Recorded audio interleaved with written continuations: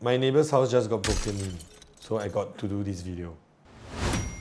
The other day I was coming back home after meeting some friends and I saw a lot of police cars around my neighborhood, and the next morning I got a shock to read that one of my neighbor's house just gotten broken in and the entire safe and valuables were taken. The police are currently investigating and they suspect that it happened between 7 to 10 p.m. So reading this message I was like, wow, like really hair stand. It was very creepy feeling. Why? Because 7 to 10 p.m. and the entire safe was being carried out, and I continue reading, right? They say that they actually climb across the perimeter wall, and how small can a safe be? And it actually prompted me that today I want to do this video because myself, I'm currently living in a landed and we have put in quite a series of security measures in place, and I also gotten some advice from our neighbors. We have a community over here where they share ideas on how you can actually make your house better secured. If you're somebody that is watching that just bought a landed or thinking of buying a landed, or you're currently staying in a landed property, this can be helpful to you. Even if you're staying in a HDB, you don't mind having additional security, because in this community that we are forming in this channel, we are not just here to sell you properties and ask you to upgrade and whatnot. We also want to share with you tips of anything that's related to real estate, including your house security. So today I'm going to share with you 3 tips. Number 1 is actually the CCTV, the kind that I'm using, which I feel is a lot better than the previous one that I was using. Secondly, physical measures that you can put into place in your house so that your house won't look like an easy target for burglars. Last but not least, smart home systems that can help you check back into your house and make it better secure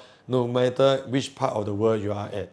So if you are someone that enjoys real estate content, do me a favor, tap the like button because it's going to help me a great deal. Thank you so much.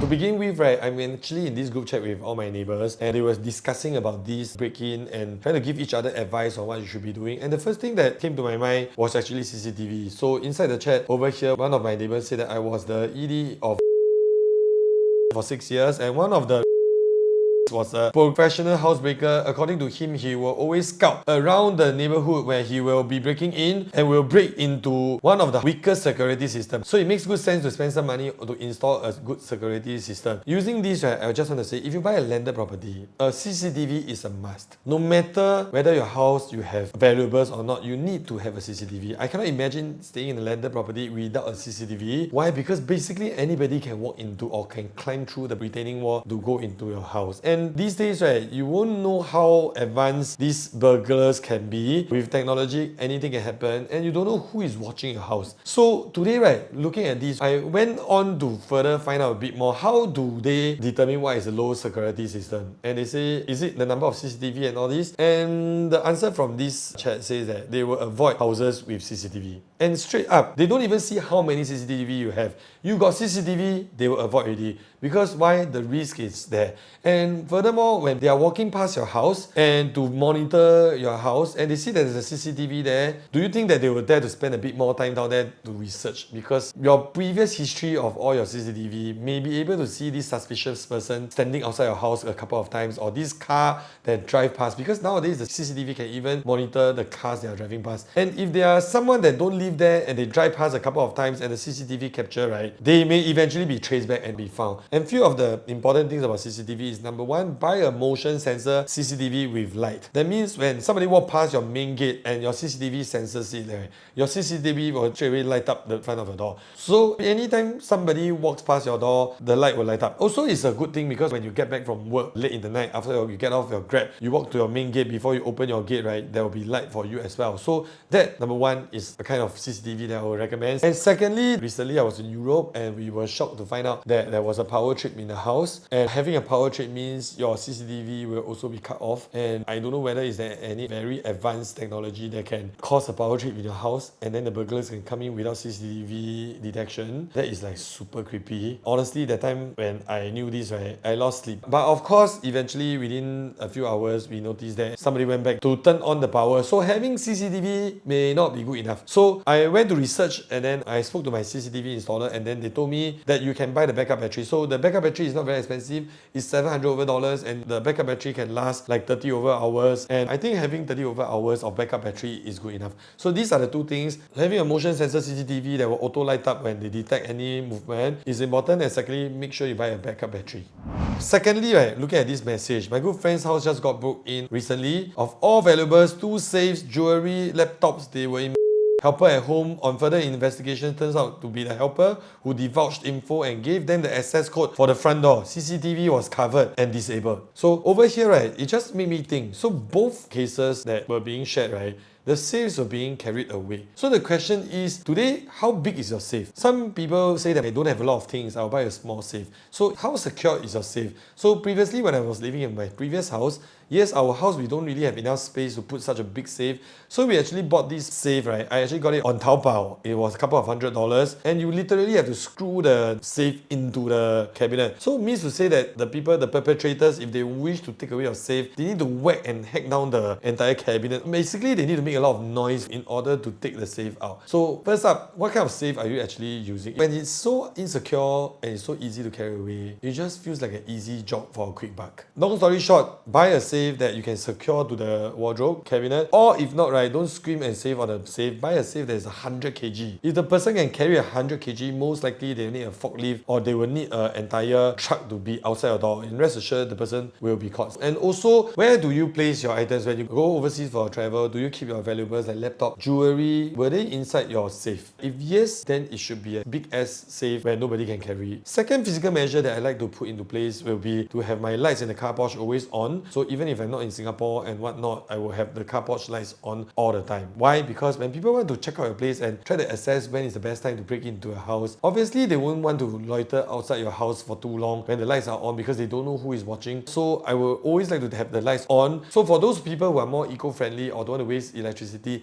you can also consider buying solar powered lights. Last physical measure that you can consider doing is that, learning from this case, why not change your PIN when you're overseas? When you're not in Singapore, generally you don't really need the access code to be the same. Consider changing your access code to a code where your helper doesn't even know and nobody else knows except from you. Which brings me to the final point of today's video, which is how can you use smart home integration to further secure your house regardless of which part of the world you are currently in.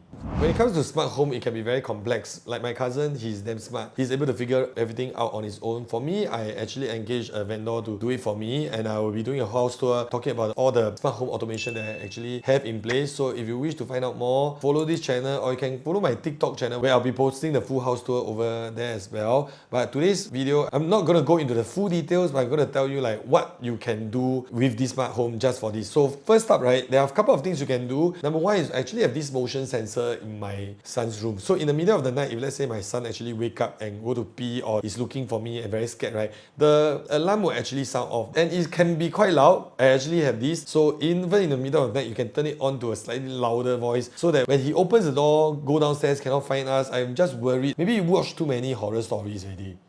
Because you are just concerned whether he will wake up, cannot find you, go downstairs, open door, open gate, go out, then go missing. Anybody out there, parents, got this same fear or not? Let me know inside the comments whether I'm the only one. But jokes aside, over here, you can have this security measure. You can consider installing the smart sensors. Basically, when they open the door, you will activate a sensor, and then even if you're overseas, right, your alarm will sound off. And once you sound off, you know what to do, you know the drill. And also, you can trigger it to play music or play any kind of sound when they actually sense any motion over here. And I feel that this is very good because imagine the person trying to come in and they know nobody's at home, but they will never be sure, right? So when they open the door and they start to walk in and they hear damn loud music playing that may actually alarm your neighbors to wake up no matter at what time, will they run away or not? So this is the part where I feel that smart automation is very important, and having this smart automation also allows you to check in into your house every other hour when you have time. So when we are not in Singapore, my wife will always, every few hours, she will check the CCTV, so they have a peace of mind. Because for somebody to break into the house to cover all the CCTV inside the house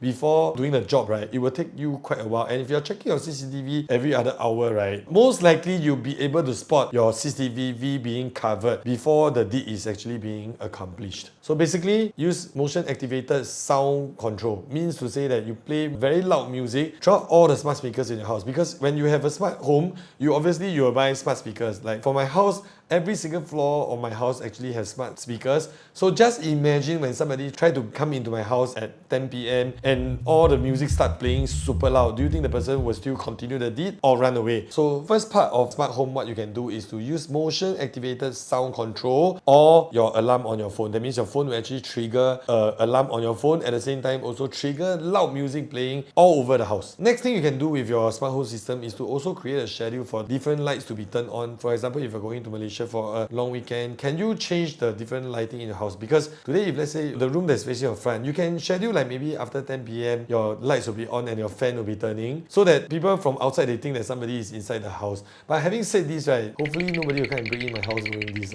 So I'm taking a big risk over here. So if you have not already liked this video, do so right now, because I'm risking my life for doing this. Just to quickly wrap up this video, because today is not a property investment related education, it's more like a safety, because I feel you got money, you also need to be safe. Because just imagine one day, right, when you wake up in the night and somebody is inside your house taking your things, how would you react? It'll be damn scary. And the worst thing is they break into your house and your kid sees them. I mean, this will be like the worst nightmare that one can have, and that is why today I feel so much about this, and I really want to share this with you. If you have any other security measures that you have or experience of like theft inside the house and you wish to share, drop them inside the comment section, and we wish to hear from you so that every one of us that's in this community can continue to stay safe. Even if it's a condo or a HDB, let us know. Happy to hear from you. And with that, I end today's video. As usual, like, comment, subscribe, turn on notification bell, because we post weekly real estate videos that are related to financial education and also property investing. Thank you for staying to the end, and see you at the next one. Bye.